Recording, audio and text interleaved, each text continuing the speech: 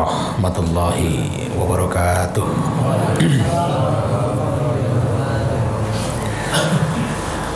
Alhamdulillah alladzi arsala rasulahu rahmatan lil alamin. Asyhadu an la ilaha illallah wahdahu la syarikalah wa asyhadu anna Muhammadan abduhu wa rasuluh sallallahu alaihi wasallam.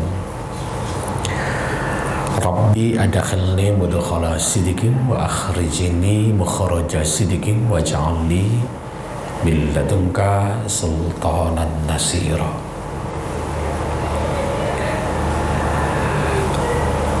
Ahlu bait dalam hal ini Bang Masril sekeluarga yang kita hormati, kemudian semua kita yang hadir di kesempatan ini rahimakumullah. Hari ini kajian kita tentang setan. Setan itu Allah katakan, kita sering baca di surat Yasin, alam a'had ilaikum ya bani Adam alla ta'budu syaitan innahu lakum aduwwum mubin. Apakah saya tidak menjanjikan kepada kamu, wahai manusia, anak Adam, manusia maksudnya, untuk tidak ikut tipu daya syaitan, karena sesungguhnya dia buat kamu adalah musuh yang nyata. Di sini kita diingatkan Allah, perhatikan surat 35 ayat 5 dan 6. Sungguh setan itu musuh bagimu, maka perlakukanlah dia sebagai musuh, karena sesungguhnya setan itu hanya mengajak golongannya agar mereka menjadi penghuni neraka yang menyala-nyala. Jadi setan itu targetnya hanya satu, bagaimana manusia untuk menjadi penghuni neraka yang menyala-nyala. Itu target. Setan tak pernah lupa bahwa kita adalah musuhnya, bahwa kita adalah targetnya. Sementara kita lupa bahwa kita punya musuh yang bernama setan. Jangan-jangan hari ini nggak ada ingat setan, baru malam ini ingat. Ada tadi ingat tadi siang bahwa setan adalah musuh yang selalu mengintaimu? Halo? Ada ingat tadi siang? Nanti siang semua itu ya mungkin kan. Lupa karena kita sibuk. Setan selalu ingat, kita lupa. Setan nggak ada kerja lain, hanya itu, menggoda. Makanya sebuah keanehan kalau satu hari setan tidak menggoda, berarti dia sudah menyalahi fitrah penciptaannya. Setan ini ada jenis jin, ada jenis manusia. Makanya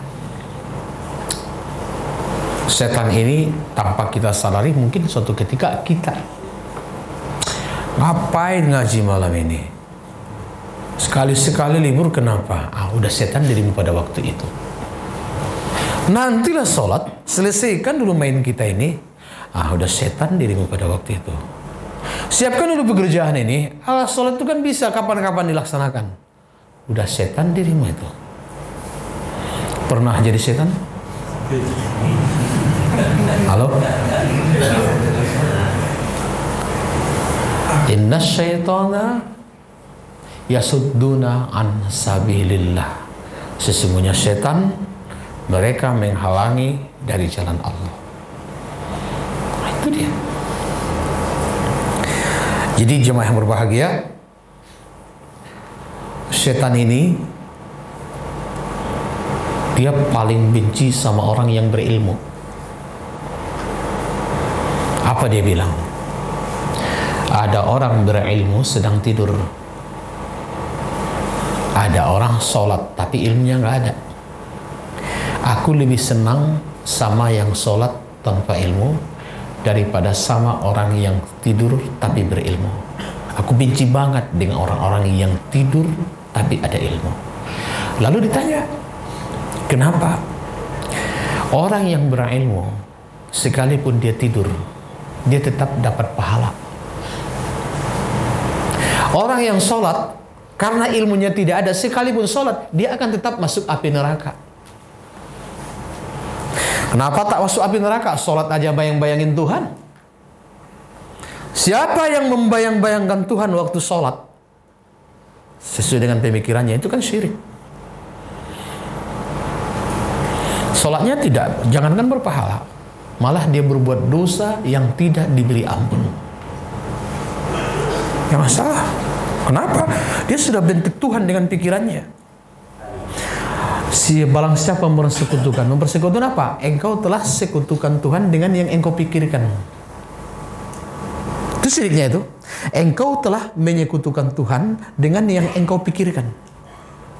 Apa yang engkau pikirkan? Itulah sekutu Tuhan. Karena Tuhan tidak sama dengan apapun, Tuhan tidak akan pernah terlintas di pikiran siapapun. Tapi engkau telah membentuk dia dengan pikiranmu, maka dengan itulah engkau sedang menyekutukan Tuhan.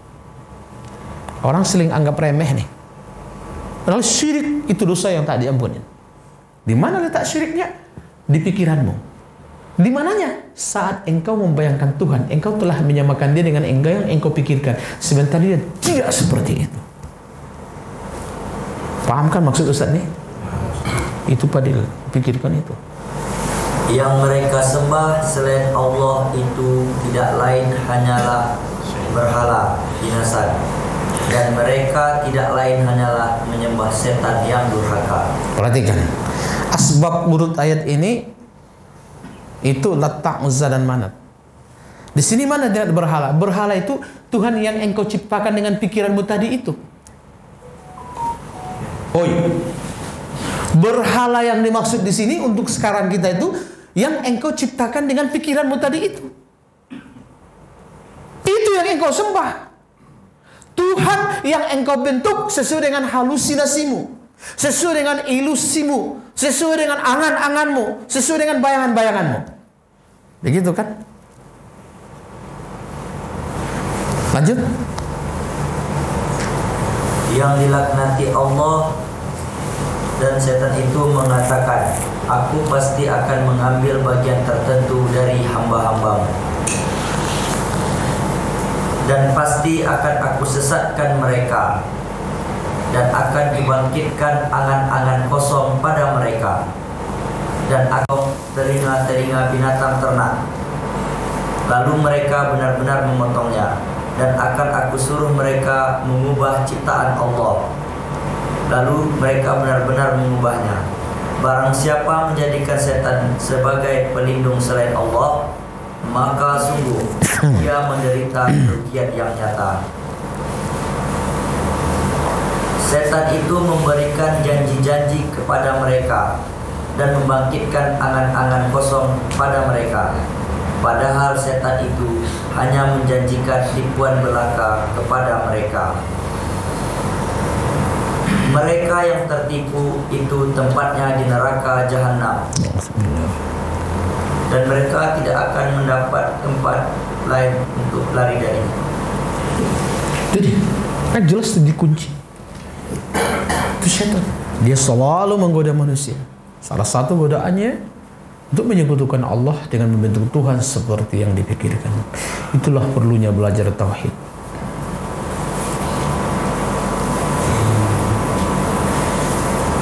Kalau nggak tauhid nggak akan pernah bisa. Hanya di tauhid itu didapatkan. Maka dasar ilmu beragama itu tauhid. Apa katanya? Awwaluddin ma'rifatullah. Dasar dari agama itu mengenal Allah. Dia sholat tapi tak kenal Tuhan. Perhatikan ya. Rasulullah sebelum dapat perintah sholat 10 tahun ditanamkan tauhid dulu kepadanya. Mulai dari Iqra, ayat pertama turun di Gua Hiro, sampai datang perintah sholat peristiwa Isra dan Mi'raj, itu 10 tahun jaraknya itu. Kita itu yang pertama kita pelajari, sholat. Tuhannya nggak tahu. Akhirnya sholat itu apa? Hanya sebatas berdiri, ruku, sujud, membaca bacaan. Padahal kalau orang mengerti kan, nah, Bilal bin Rabah sedang ini pasti kajinya mulai di sini nanti, mengembalikan yang sebenar diri kepada yang mempunyai diri. Yang dikatakan sholat. Nah, kalau nggak ngaji, mana diri itu? Mana dia tahu? Yang pikir dirinya ini. Kalau diri ini yang diri, apa bedanya kita yang kambing dengan monyet? Kalau yang ini dirimu. Kambing itu kan nilainya di dagingnya itu. Makin gendut dia makin mahal harganya. Monyet itu di mahirnya mengambil kelapa. Burung itu di cantiknya dia punya suara. Kalau itu yang dinilai sebagai manusia, nggak beda dengan binatang ternak. Pantas Allah sebut, ulaika kal an'am. Mereka sama seperti binatang ternak. Balhum adol, bahkan lebih sesat. Makanya punya anak, ingatkan anak kita, kau tak boleh hidup kalau tak kenal Tuhan. Kau jangan mati sebelum mengenal Tuhan. Kau harus belajar mengesahkan Tuhan. Itu yang harus dikatakan ke anak kita. Itu juga nasihat Nabi Yakub ke anak-anaknya, Nabi Ibrahim ke anak-anaknya. Ma ta'buduna min ba'di qalu na'buduna ilahaka wa ilahana. Datang kita dianggap remeh-remeh semua. Orang dulu menjelang akil balik sudah mengenal Tuhan. Datang orang sekarang udah mau meninggal baru belajar mengenal Tuhan. Payah nangkapnya. Masih muda itu belajar tauhid. Di masa Belanda 350 tahun kita dijajah.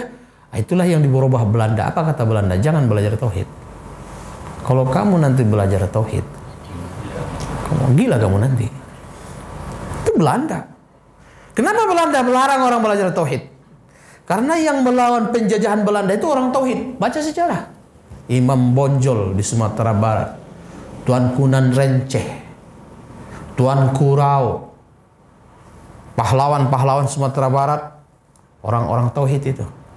Datang dari Riau, Tuan Kutam Busai, ada sultan-sultan, semua orang tauhid itu. Pergi kita ke Jawa, Pangeran Diponegoro. Baca sejarah mereka semua. Itu orang tauhid itu semua. Kenapa orang tauhid nggak takut dengan mati? Karena dia tahu matinya bukan karena dibunuh, karena waktunya. Makanya mereka larang orang belajar tauhid. Mereka fitnah. Gila baik kok, nggak ada orang gila. Justru orang gila bisa sehat belajar tauhid. Jadi jemaah yang berbahagia, resikonya bukan masalah gimana-gimana. Dia sholat, tapi nyekutukan Tuhan. Itu yang penting di sini. Makanya apa kata iblis? Aku paling senang nengok orang itu sholat. Apa? Sholatnya bukan yang bawa dia ke Allah, tapi yang bikin dia semakin jauh dari Allah. Nggak ada yang disolatkan. Dia nggak ngerti. Tapi siapa yang sudah paham, dia ada dalam kebahagiaan, dia ada dalam ketentraman, dia ada di benteng Allah. Insya Allah dijaga Allah sama Rasulnya dari api neraka. Kenapa? Dia sudah duduk di la ilaha illallah. Ini setan yang nggak setuju. So belajar tauhid lagi, banyak karya juga. Jadi jamaah yang berbahagia, itu yang pertama yang harus kita lihat. Kata iblis, setan, aku lebih senang kepada orang yang ibadah tapi tak berilmu daripada orang yang berilmu walaupun ia dalam sedang tidur. Karena tidurnya tetap pahala. Kenapa? Dia link dengan Allah. Dia tidur bukan karena aku ngantuk, tapi karena Allah memerintahkannya istirahat. Kan kalau tidur karena ngantuk, nafsu itu. Setan mempermainkan kita itu. Ada ilmunya di sana. Lanjut. Setan ini, dia udah bilang, segala cara dia akan lakukan. Perhatikan surat 7 ayat 16-17. Iblis menjawab, karena engkau telah menghukum aku tersesat, pasti aku akan selalu menghalangi mereka dari jalanmu yang lurus. Kemudian pasti aku akan mendatangi mereka dari depan, dari belakang, dari kanan, dan dari kiri mereka, dan engkau tidak akan mendapati kebanyakan mereka bersyukur. Artinya itu segala cara, dari depan, dari belakang, dari kanan, dari kiri. Itu bahasa lain, segala cara akan aku lakukan. Tuh. Begitu gigihnya setan menyeret kita ke neraka, kita lengah. Antinya cuma satu, ilmu. Ilmu itu nggak kita cari. Coba, siapa yang bodoh? Udah jelas-jelas Allah jelaskan setan itu tugasnya apa, caranya macam mana. Sementara kita tidak mau namain diri dengan ilmu. Tentu terutama ilmu tauhid tadi. Jadi kalau besok masuk neraka manusia, jangan salahin setan. Karena setan memang tugasnya menggoda. Yang salah itu dirimu. Setan gak pernah salah. Itu kembali ke pasal 1 ayat 1.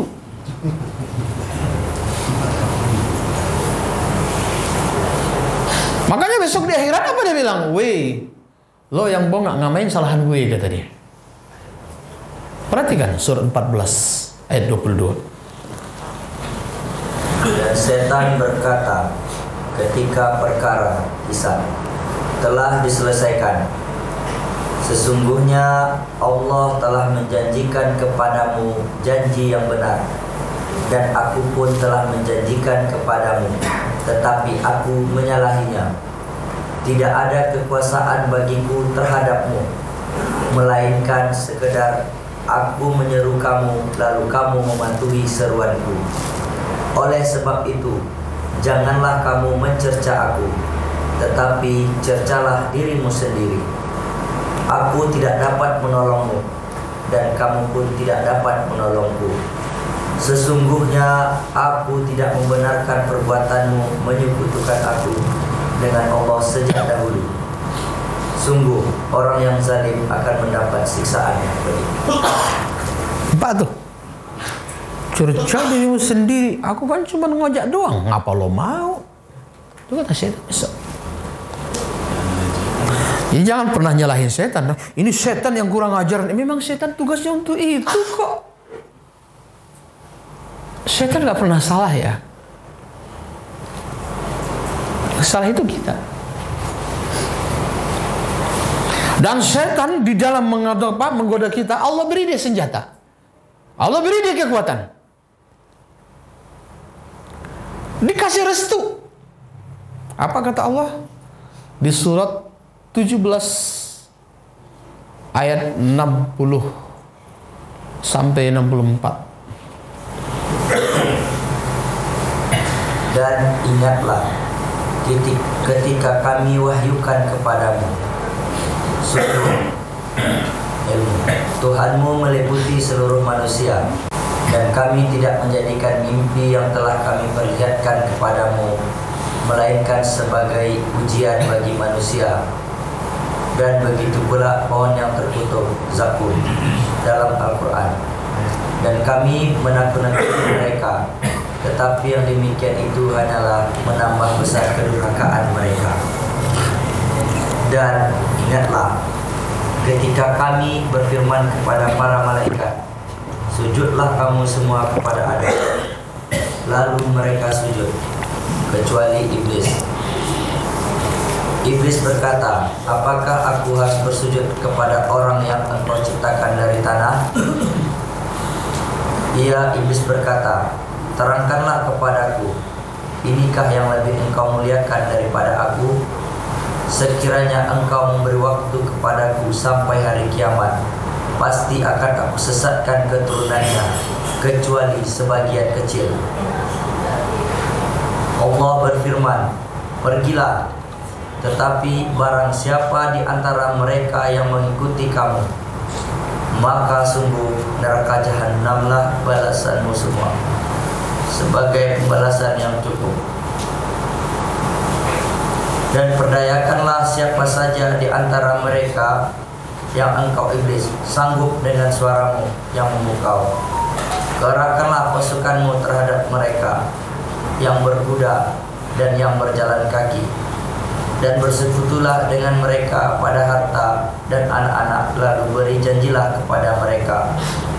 Padahal setan itu hanya menjanjikan tipuan belaka kepada mereka.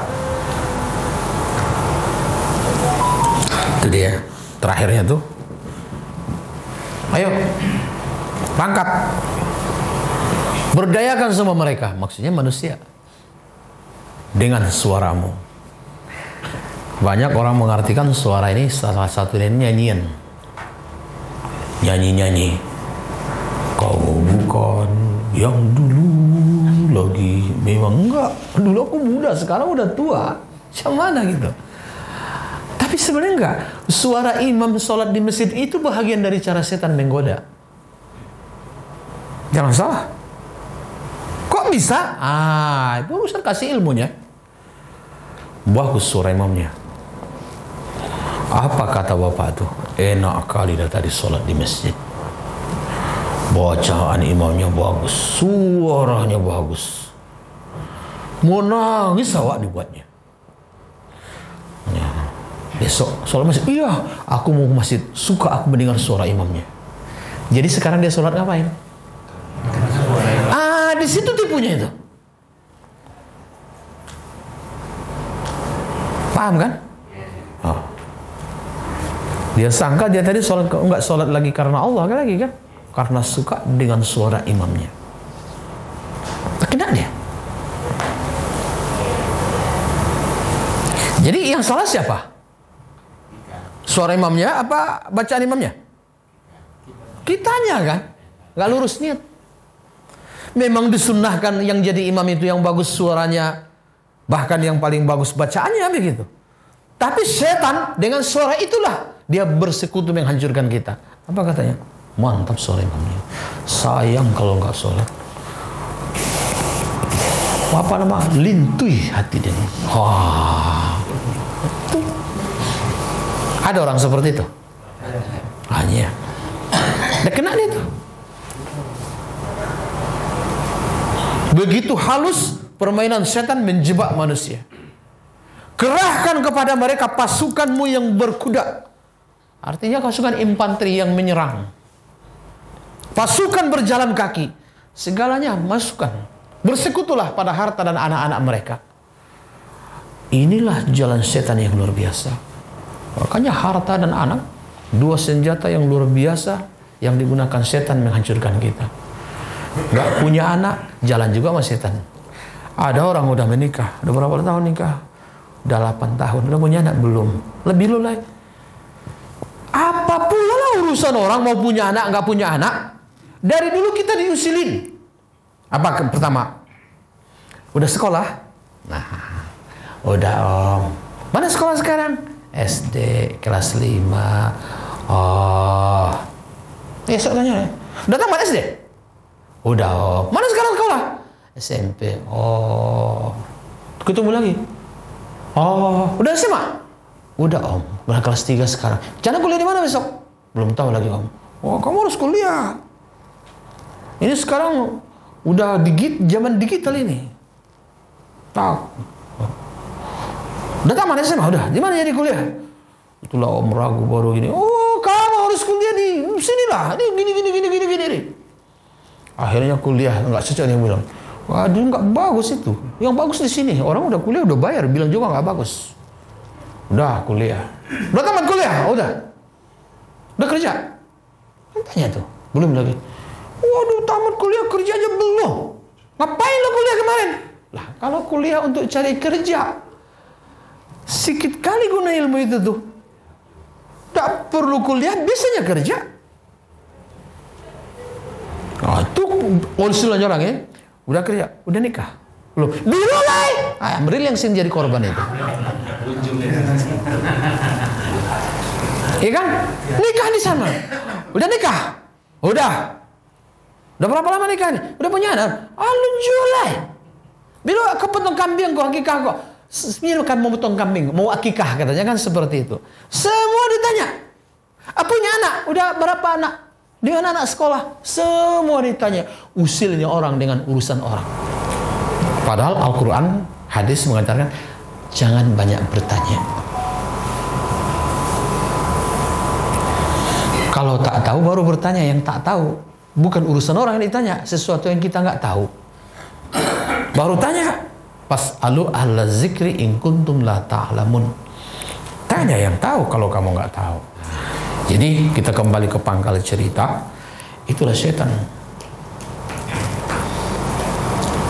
Jadi setan ini kerahkan kepadamu, kata Allah, kepada mereka pasukan berkuda, pasukan berjalan kaki. Bawa mereka berangan-angan. Dahsyat. Jadi apapun ceritanya, setan buat kita musuh. Dan dia melakukan segala cara untuk menghancurkan kita. Kita adalah target. Luar biasanya lagi, dia nggak pernah capek. Kita capek. Dia nggak ada kerjaan lain, kita kerja banyak. Mulai dari kerja cari nafkah, ngurus anak, ngurus bini, memutar-mutar antena TV, menonton Piala Dunia. Kan TV manual kan, nggak bisa lagi yang bangun. Alu masih semut-semut, kurang sedikit lagi katanya kan. Banyak kerjaan gitu kan. Mana lagi ingat setan itu musuh? Dahsyat itu. Banyak kerjaan manusia. Sehingga kemudian lupa ada setan. Nah, kemudian setan ini kalau kita perhatikan, kalau kita lawan, jujur gak bisa kita lawan. Solusinya hanya satu, kita harus berlindung ke Allah. Kita perhatikan surat 41 dari ayat 32 sampai 35 ayat. Sebagai penghormatan bagimu dari Allah yang Maha Pengampun, Maha Penyayang. Dan siapakah yang lebih baik perkataannya daripada orang yang menyeru kepada Allah dan mengerjakan kebajikan dan berkata, sungguh aku termasuk orang-orang muslim. Dan tidaklah sama kebaikan dengan kejahatan. Tolaklah kejahatan itu dengan cara yang lebih baik, sehingga orang yang ada permusuhan antara kamu dan dia akan seperti teman yang setia. Dan sifat-sifat yang baik itu tidak akan dianugerahkan kecuali kepada orang-orang yang sabar, dan tidak dianugerahkan kecuali kepada orang-orang yang mempunyai keberuntungan yang besar. Dan jika setan mengganggumu dengan suatu godaan, maka mohonlah perlindungan kepada Allah. Sungguh dialah yang Maha mendengar, Maha mengetahui. Dan jika setan mengganggumu, itu mohonlah perlindungan kepada Allah. Itu dia. Ini hanya Allah yang bisa nolong kita. Ilustrasinya anjing. Anjing ini punya seseorang, bapak-bapak lah. Ditaruh di depan rumahnya, kita lewat. Mau tak mau harus lewat depan rumah itu. Itu jalan satu-satunya akses ke tempat kita. Tahu-tahu anjingnya ini dikejarnya kita. Kalau kita dikejar anjing tadi, kita lari, kencang pula larinya dari lari kita. Sekali lompat dia dapat tengkut kita kan. Dilawan, ditinju anjing nggak mempan sama dia. Itu langsung digigitnya, gigitannya nggak bisa lepas. Jadi intinya dilawan kalah, lari pun kita kalah, nggak bisa dilawan. Jadi solusinya apa? Bilang sama pemilik anjing. Oh, ya kan? Kalau bapak pemilik anjing itu yang jaga kita, jangan. Itu tetangga kita itu, anjing itu akan tunduk. Nggak diganggunya kita, paling tengok-tengoknya, goyang-goyangnya ekornya. Kita aman. Ilustrasi. Jadi yang bisa menjaga kita itu hanya Allah. Maka Allah bilang, illa ibadiyal mukhlisin, kecuali hamba-hambaku yang terpilih. Fa innahu laisa laka sultan, maka sesungguhnya buat hambaku yang ikhlas, engkau tidak punya kemampuan untuk menggoda mereka. Apa? Aku yang jadi pelindung buat mereka. Nah, jadi bagaimanapun tanpa kita kenal Allah, kita nggak ngerti cara berlindung dengan Allah. Itu kembali ke tauhid lagi. Kalau sudah a'udzubillah, paham dia a'udzubillah, dah aman, marahnya hilang tuh, emosinya hilang tuh. Nah, udah kembali a'udzubillah, aku berlindung, akunya sudah kembali ke Allah. Minasyaitonir rajim, dari setan yang terkutuk. Damai dia, aman dia, insyaallah.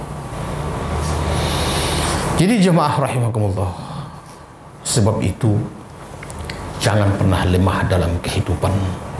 Kita punya musuh abadi yang namanya setan, dan sampai syakaratil maut dia akan datang menggoda kita.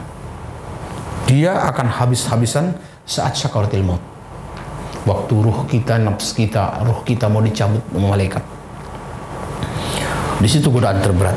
Kalau sekarang ini baru bawa penyisihan ini 16 besar aja belum masuk nih. Maroko, Portugal belum main. Masih bawa penyisihan, belum masuk 16 besar, apalagi 8 besar. Yang sekarang kita hidup ini. Di babak penyisihan aja kita kalah, macam mana mau masuk 16 besar? Apalagi babak final. Final di kehidupan apa? Syakaratil maut. Berat. Kita kadang-kadang baru dikit ujiannya udah gagal. Baru gerimis mengundang, sudah nggak ngaji kan? Macam mana mau selawat besok? Jadi kita kembali ke pangkal cerita. Setan nggak bisa dilawan. Hanya Allah penolong dan pelindung kita sendiri. Maka jadilah hamba yang sesungguhnya. Yang pasti, kalaupun ada pengajian begini, setan datang nih. Marah kali ini, dia bawa 3 senjata. Pertama yang dia bawa paku. Dia bawa di tempat duduk kita. Makanya kalau duduk dengarkan pengajian, tengok cepat panas pantatnya itu. Itu ada paku setan di bawah itu tuh. Udah berapa kali tukar posisi? Kaki bersila, kaki lurus, kaki berdiri kan. Kolesterol Ustaz. Kumat dia kena paku. Kumat kolesterol itu. Asam uratnya pun bangkit dibuatnya semua tuh sama rematiknya. Itu canggihnya paku iblis itu, setan itu. Yang kedua lem. Taruhnya di bawah mata itu. Makanya kalau ngaji, ngantuknya itu luar biasa. Kan? Udah berapa kali janji kopi itu tuh kan?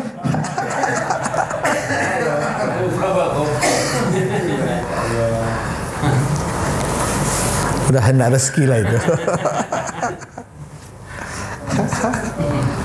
Cepat nanggap kalau bilang ngantuk gitu ya. Kadang-kadang disangka karena husuk mendengarkan pengajian. Kayak air aki yang tumpah. Yang ketiga, congkel telinga, mengalihkan perhatian. Maka apapun yang bunyi, cepat mata kita ke sana. Makanya ada seorang guru, ada 40 orang anak muridnya di masjid. Duduklah. Dia kode seseorang, kau bawa pasukan berkudamu lewat nanti sebelah masjid waktu aku mengajar. Ya. Dia mengetes muridnya. Maka sedang asik mengajar, sedang asik belajar, lewatlah pasukan kuda ini. Cik. Anak muridnya nengok semua ke sana kecuali satu orang. Berdiri seguru. 39 keluar. Hanya satu yang jadi anak murid bagiku. Hanya dia. Menangis semua. Sudah. Dia cuma anak muridku, lain enggak. Kenapa? Kamu belum sepenuhnya sungguh-sungguh belajar. Baru mendengar suara tapak kaki kuda, kamu sudah tidak memperdulikan gurumu lagi. Hanya dia anak muridku. Dari 40 orang itu hanya satu yang lulus. Kita kan sering juga seperti itu. Syik, datang orang situ buka kain, itu semua. Langsung ke bawah harus kan? Kalau seorang yang sungguh-sungguh belajar, apapun perang peluru kendali meletus di dekatnya, dia tidak akan alihkan perhatiannya dari gurunya. Itu seorang murid. Nah, itulah kisah seorang guru ngetes anak muridnya. 40 waktu itu hanya satu yang lulus. Kita mungkin kalau dites gagal ini semua.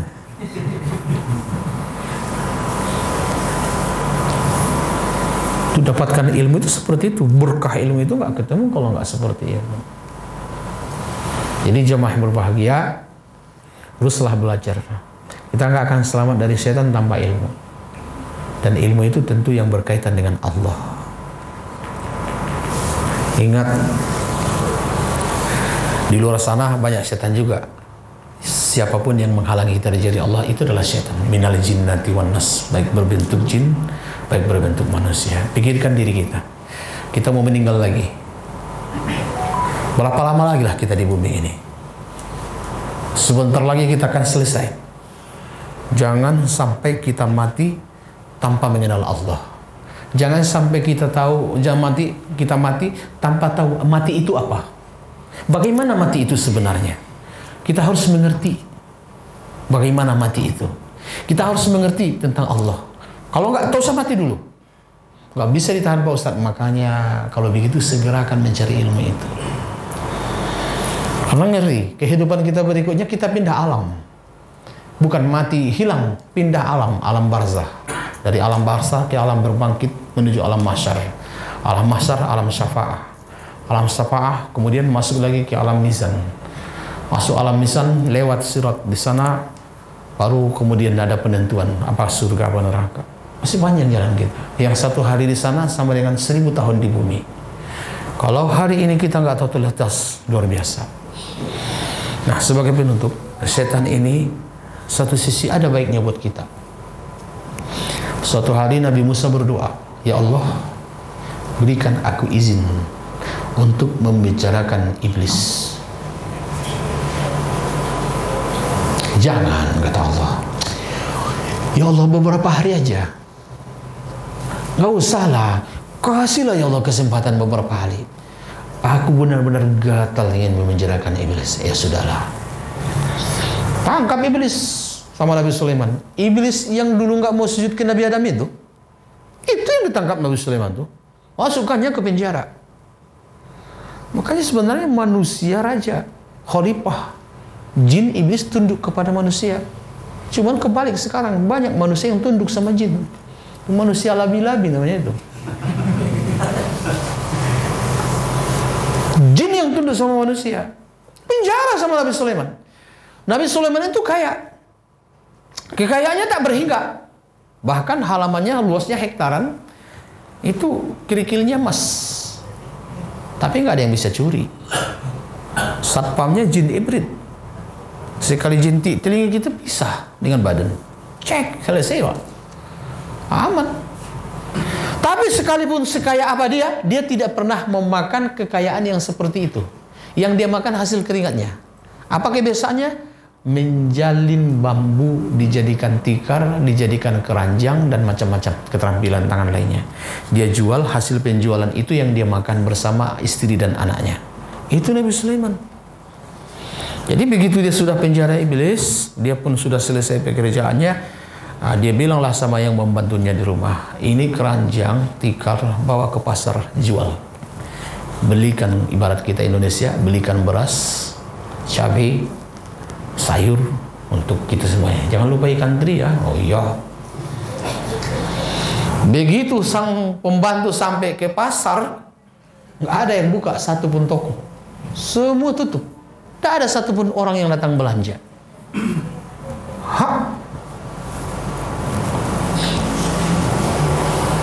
Bingung dia. Pulang-pulang dia, orang semua di masjid. Sampai ke rumah. Tak jadi kau jual. Tak jadi ya Nabi Allah. Kenapa? Tutup toko, tak ada orang yang belanja. Ya udah. Kok bisa gitu ya? Gak tahu juga. Udah besok lah. Besok diulang lagi. Tak ada orang. Pasar kosong. Yang jualan tak ada, yang belanja tak ada. 3 hari berturut-turut. Nabi Sulaiman pun kelaparan lah. Nanya dia sama Allah, ya Allah, kenapa kehidupan sekarang berubah? Tak lagi ada pasar yang terbuka, kedai yang terbuka, tak ada orang yang belanja. Semua orang pada tertutup semua, tinggal di masjid-masjid. Iya, karena engkau sudah penjarakan itu iblis ini. Oh, jadi masalahnya di situ. langsung dilepaskannya iblis. Begitu iblis lepas, langsung full itu pasar. Langsung laku keranjang tadi gitu. Jadi artinya apa? Kalau iblis di penjara, nggak ada kita yang beli baju model warna-warni, nggak ada yang mau beli aksesoris. Nah itu stiker juga nggak laku lagi itu kalau sempat iblis nggak ada. Ada orang mau apa lagi? Pikiran orang akhirat. Jadi sebenarnya kita terpesona dengan kehidupan ini, itulah pengaruh iblis yang luar biasa. Tanpa dia nggak ada guna tukang jahit, nggak ada tukang kebun. Semua orang mikirkan akhirat aja semua. Jadi satu sisi itu udah guna buat kita supaya kehidupan dunia ini berkembang. Jadi apapun ceritanya, hendaknya jangan terperdaya. Walaupun begitu pun si iblis, tetaplah kita itu sholat sambil bekerja, mengaji sambil cari nafkah. Ini kan malah kebalik, cari nafkah sambil mengaji, kerja sambil sholat. Yang ibadah itu yang pokok, pekerjaan itu sambilan. Kita udah balik, sambilan dibikin pokok, yang pokok dibikin sambilan. Padahal Allah udah bilang, aku tidak menciptakan jin dan manusia kecuali untuk mengabdi kepada Aku. Itu pokoknya kita. Kita bikin sambilan. Kerja sambil mengabdi. Mesti mengabdi sambil bekerja. Alhamdulillah. Wa'alaikum. Assalamualaikum warahmatullahi wabarakatuh.